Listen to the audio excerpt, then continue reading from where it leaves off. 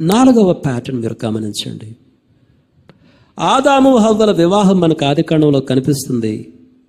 It starts with a marriage. The Bible starts with a marriage. మీరు పాత నిబంధన గ్రంథాలన్నీ చూస్తే యెహోవా దేవుడు తాను భర్తగా, ఇజ్రాయేలు ఒక భార్యగా మాట్లాడతాడు. మీరు పాత నిబంధన గ్రంథాల్లో చూడొచ్చు. వారిది ఒక వివాహం, ఒక జంటగా మాట్లాడతాడు. మీరింకా ఆ తర్వాత ముందుకు వస్తే యేసుక్రీస్తు ప్రభువారు సంఘము. అందుకని మీరు గమనించండి, ప్రకటన గ్రంథం ఎలా ఎండ్ అయింది? గొర్రెపిల్ల వివాహ సమయము వచ్చింది. ఆదికాండం ఎలా ప్రారంభమైంది? ఈ మనిషికి ఒక భార్య కావాలి. ఆదికాండం ప్రారంభమైంది.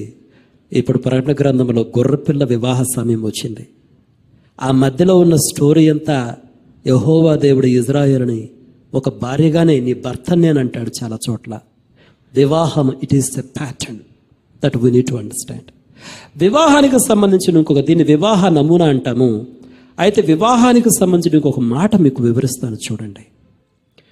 నా ఎముకలలో ఒక ఎముక, నా మాంసములో మాంసం అంటాడు. ఆదాము హవ్వను కలుసుకున్నప్పుడు మొట్టమొదటిసారి నా ఎముకలలో ఒక ఎముక. ఆ మాటకు అర్థం ఏంటి? VR one.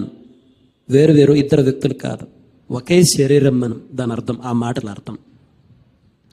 అందుకని యేసుక్రీస్తు ప్రభువారు ఏమంటారు? ఇది మీ కొరకు ఇయ్యబడుచున్న నా శరీరము, ఈ గిన్నె మీ కొరకు చిందింపబడుచున్న నా రక్తము వలనైన క్రొత్త నిబంధన. యాక్చువల్ ఆ మాటల అర్థం ఏంటో తెలుసా? మనము ఆ రొట్టెను, యేసుక్రీస్తు ప్రభువారి శరీరమునకు సాదృశ్యంగా ఉన్నటువంటి ఆ రొట్టెను తినేటప్పుడు, ఆయన రక్తమునకు సాదృశ్యంగా ఉన్నటువంటి ఆ ద్రాక్షారసాన్ని తాగేటప్పుడు మనము ఆయన శరీరంలో భాగములు ఒక శరీరము అని ప్రకటిస్తున్నాం. We are one body with Christ. We are the body of Christ.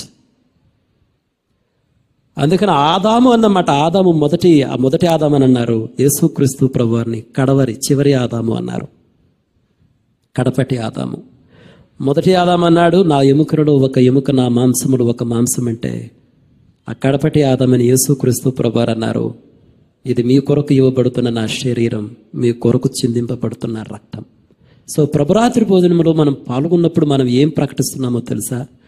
యేసుక్రీస్తు ప్రభు శరీరంతో మేము ఒకటి. అందుకని యేసుక్రీస్తు ప్రభు వారిని శిరస్సు, మనము శరీరం అని బైబిల్ చెప్తుంది. ప్రియమైన మిత్రులారా, ఇది ఆ నమూనాలు, ఈ నమూనాలు గమనిస్తే మనకు అర్థమైంది ఆ మాటల అర్థం ఏంటో. So this is fourth pattern. ఐదవ ప్యాటర్న్ చూడండి.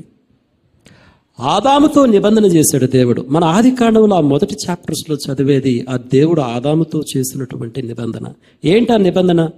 దాన్ని కవెనెంట్ ఆఫ్ క్రియేషన్ అని కూడా అంటారు. సృష్టి నిబంధన. నువ్వు విధేయత చూపించాలి దేవునికి. ఒకవేళ దేవుని మాట ఆజ్ఞకు విధేయత చూపకపోతే నువ్వు దేవునికి దూరంగా పంపబడతావు, శాపమునకు మరణమునకు గురైపోతావు, నీ వలన సమస్త మానవాళి దూరం అవుతుంది. అదే ఆ నిబంధన. But Adam failed. That is యాడమిక్ covenant. ఆ తర్వాత నోవహుతో నిబంధన. కొంచెం ముందుకు వస్తాయి, ఇంకా ఈ లోకాన్ని జలముతో మరొకసారి నేను నాశనం చేయను, ఈ నిబంధనకు గుర్తుగా మేఘములో నా ధనస్సును ఉంచుతున్నాను, ఇది దేవుడు చెప్పాడు. అదొక నిబంధన ప్రియమైన. ఇంకొకటి అంటే నోవాహు నిబంధన. It is marking a new creation. నూతన సృష్టికి ఒక ఆరంభం. ఎందుకంటే నోవహు సమయంలో ఆ పాత సృష్టి అంతా గతించిపోయింది, ఒక నూతన సృష్టి. It is marking a new creation. ఆ తర్వాత మీరు చూస్తే అబ్రహాముతో నిబంధన. ఏంటి? నీ ద్వారా ఈ భూలోకములో సమస్త వంశములను నేను దీవించబోతున్నాను. ఆ తర్వాత మోషేతో నిబంధన. ఇది సీనాయి కొండ మీద ఈ దేవుడు ఇజ్రాయేలు ప్రజలకు రాతి పలకలపైన ఇచ్చినటువంటి ఆజ్ఞలతో చేయబడిన నిబంధన. ఆ తర్వాత మీరు దావీదుతో ఒక నిబంధన చూస్తారు. ఏంటి దావీదుతో నిబంధన? అతని వంశము నుంచి అతని సింహాసనం పైన కూర్చుండడానికి ఒక మెస్సియా, ఒక పాలకుడు ఎప్పుడు ఉంటాడు. ఆ సింహాసనం అనేది దావీదు కుమారుడికే ఇవ్వబడింది.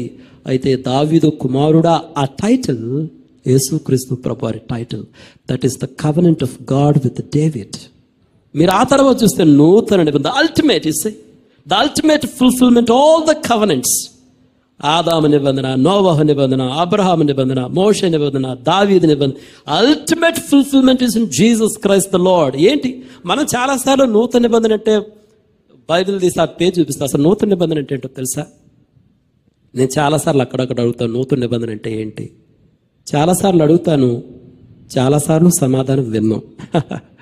నూతన నిబంధన ఏంటంటే, నేను వారి పాపాలు క్షమిస్తా, నేను వారికి దేవుడినై ఉంటా, వారు నాకు ప్రజలై ఉంటారు. అప్పుడైతే రాతి పలకలపైన ఆజ్ఞలు ఇచ్చాను, కానీ ఇప్పుడు అలా కాదు. వారి హృదయాలపైన నేను నా ఆజ్ఞలు రాస్తాను, నా ఆత్మను వారితో ఉంచుతాను. అది నూతన నిబంధన. పాత నిబంధనలోనే ఉంది.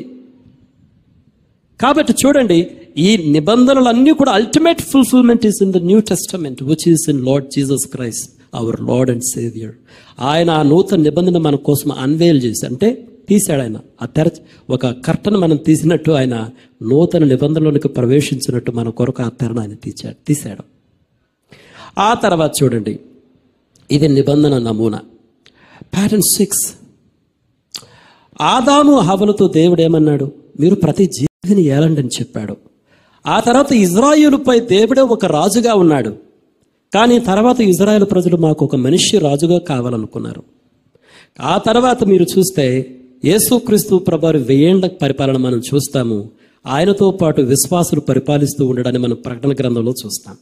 ఆది కాండములో పరిపాలన అనేటువంటి ఒక నమూనాతో ప్రారంభమైంది. దేవుడు ఈ యొక్క మధ్య హిస్టరీలో ఇజ్రాయేలుపై రాజుగా ఉండాలనుకున్నాడు దేవుడు, కానీ వారు తిరస్కరించారు. అయితే దేవుడు అన్నాడు, ఒక రోజున మనిషిగా నేనే నా కుమారుణ్ణి పంపుతాను, ఆయనే రాజు అవుతానని చెప్పాడు. తుదకు ఆయన ప్రకటన గ్రంథంలో ఒక రాజు, 2వ రాకడలో వచ్చినప్పుడు ఒక రాజుగా వస్తాడు. ఆయనతో పాటు విశ్వాసులు పరిపాలిస్తారు. You see, this is a pattern of reigning. అది ఏలుబడి నమూనా.